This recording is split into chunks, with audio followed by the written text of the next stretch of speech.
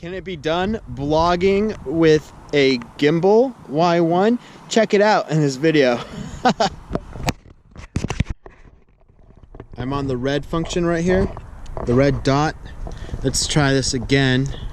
Let's see. It's all over the place. Let's get it focused.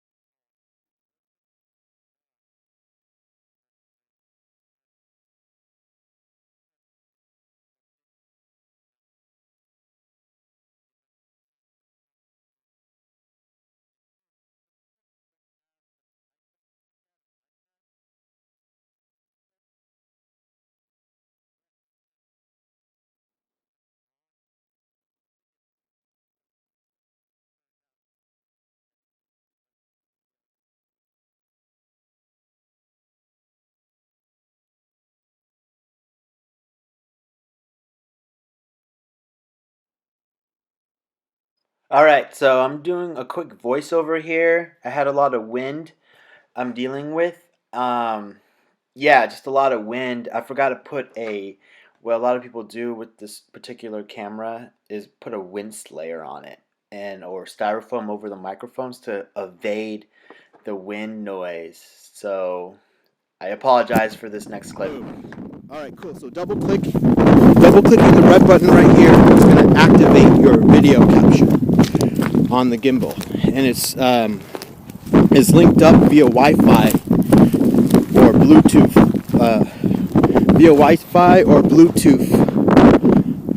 on the gimbal.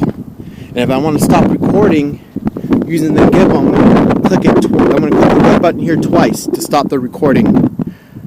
See.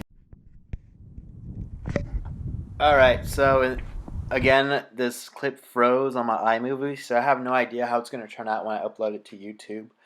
So I'm just going to go ahead and just do a filler in the next 6 minutes of me just talking about camera gear and the gear I use to film. So let me apologize again about, the edit. It's stopping frame for frame because I filmed this particular clip with my GoPro 5.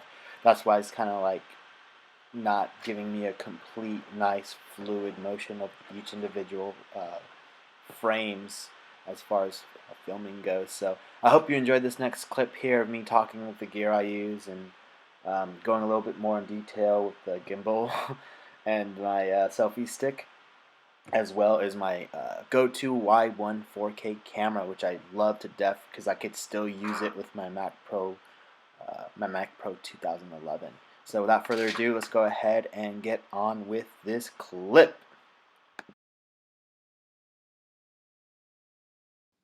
Wow, what I realized going on that hike and editing that footage from my GoPro on my laptop, oh Jesus, it didn't work. It's getting stuck on my Mac Pro 2011. So what I realized, I just needed a newer device with a better processor and GPU, which the guys at Apple were really helpful in teaching me and educating me on those decisions as far as, hey, I'm having trouble editing my GoPro 5 footage. It's getting stuck and it's not continuing on my editing on my iMovie. I don't think it's anything wrong with my computer. So then they're really nice enough to educate me on, hey, dude, you need something newer the 2011 is gonna get cut a 2005. But what I did realize though, using this 2011, this let's see if I can get the light on here. This Y1 camera works really well, 4K, on this particular 2011 model MacBook Pro. Makes it a little bit easier. It's an older camera. Um, the microphones are on top here, as you can see right there. The two little mics. The sound on it is really well. It picks up the wind noise. What I've learned and I forgot on my hike, as you saw in my video, is it picks up the wind noise, and the way you block that is by putting a what I called earlier a Windslayer or styrofoam over it, and then it should temporarily cut the wind noise when you're going ahead and recording, doing a live vlog. Also, what I like about this camera too is it's a really great camera for seniors too. It's just really easy to function through the interface of it, the operating system in this particular Y1 camera, which is made in China. But a really good value, a great value, and I'm not getting paid to say this, by the way, by these guys, but a really great value on using older devices, older MacBooks, PCs, and uploading your footage and your content. I still use it to this day. I have had it for a good 2-3 years now, and I love it. And it's an action camera, so it's portable. It's portable, you know, right here. It's portable, you know, and it's great. Let's continue on with the video. All right, let's take a look at the gimbal here. I'm gonna continue on with my laptop since I got a green dot here. Look, I'm gonna continue with the rest of the review using my laptop here. It appears to work just as great to upload it straight and directly to my iMovie edit. So let's go ahead and get started. So I guess when I went to put away my gimbal, my little thumbstick here button just broke off right there. See if I can get it better lighting here. It broke off, but I guess it gives it character, so I'm still gonna use it, you know. And the crazy thing about it is it still works. It just took off the top piece of it, and here it is. It's on, right, and I can still move it up and down. Yeah, it's like I need to grow my toenails or whatnot, or my fingernails or whatnot, but it's working here. I think I have my gimbal on backwards. Hold on. There we go. Yeah, I have my camera on the wrong position. Huh. Alright, here we go. We're back again. Let's see, it's in the right position now. Holding the power button, which is right here. Power button. There it is. It's on. And I can still move the joystick even though the cover on the top of the top of the joystick got broken off when I went to put this away on my hiking backpack. So up and down for green, panning. And the trouble I had with vlogging with this is trying to turn the camera to face me like this. It's just going to want to retort back to facing away from me, the lens, the camera lens. So I'm going to go press another mode. I'm going to go mode red. And there it goes. Let's see. I can turn all the way down here, up and down. Oh. Pretty cool using this thing. Let's see if I can. So my final thoughts on using the gimbal. It's more anything to have to vlog other people, to vlog other scenes or scenery as you're hiking, which is great. So here it is facing me. And like I said on my earlier clip, is as you're walking, it's kind of like you want to have the lens face you to keep you in frame. So you can, and it keeps steady, as you could see. Here's the camera. If you just notice the camera on the glare here, It's keeping straight. And what I love about it, it keeps it really stable. The only problem I have is sometimes when I'm walking or whatnot, I have to reposition the camera and the lens like so, and that really interferes with when it comes to the edit because it's not like a solid flow. It doesn't stay consistent. Kind of like I guess action movies. When you pay really close attention to action movies, um, you see a lot of action going on, and sometimes the camera jitters a whole lot because I guess the filmmaker or the director or who's ever commanding the cameraman to go towards the frame of action, and it gives, I don't know, for me when I watch action movies and I see the camera jitter around like this, and it just almost gives me like a vertigo and a headache. I would rather just see, the action, the camera staying still, have the action going on like this, and just have the camera super steady and stable versus having, you know um, the camera move with the action and make it to make the audience feel like you're there already. I'm already there watching the movie. I already feel I'm enthralled, but I don't know. I'm not an expert on that either. But that's how I feel as an audience. As a viewer or a content viewer or a yeah, an audience of watching a theater or a movie. That's one problem I have, but yeah, pretty neat. Still works with the thumbnail pumping out. Um, the cover for it. So now I know I gotta be careful to not get any dirt or even water on there. So I might even just cover it up with a piece of tape and just still use it, a small layer of duct tape, and just still use it. Oh yeah, and then when I said press the red button here, you're gonna click that twice right here once your camera's on and it picks up the signal.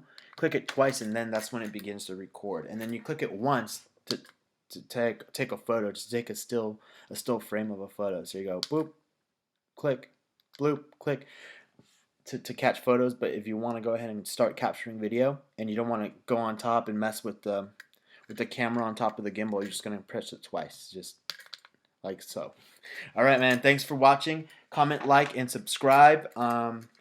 I'm gonna put the link to this particular gimbal on Amazon, and go ahead and click the links as well. It really helps me out. I don't get paid to do this. I'm just sharing my 100% review on these things because I use it for filming, and I believe it could benefit a whole lot of people who are getting into vlogging and just talking in front of the camera.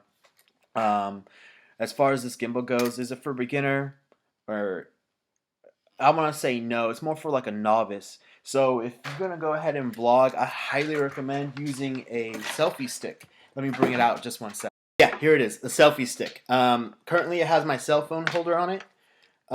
Just because sometimes I like taking photos.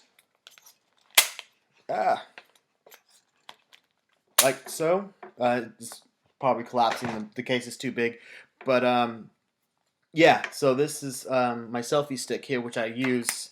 And the beautiful thing about this, I'll put the link on the description to something similar to this as well, is you could hold it out like this and talk.